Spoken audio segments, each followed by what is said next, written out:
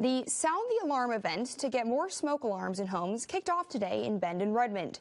Hosted by the Red Cross, there were nearly 150 alarms installed as 64 volunteers made nearly 80 homes and nearly 200 residents safer from fire.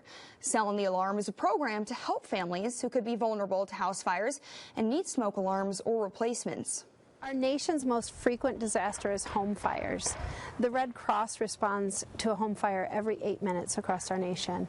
And this is a drive where we're bringing out volunteers to stop these tragedies and save lives. Across the United States, the Red Cross installed some 50,000 free smoke alarms. Today was also a celebration of the 141st birthday of the American Red Cross.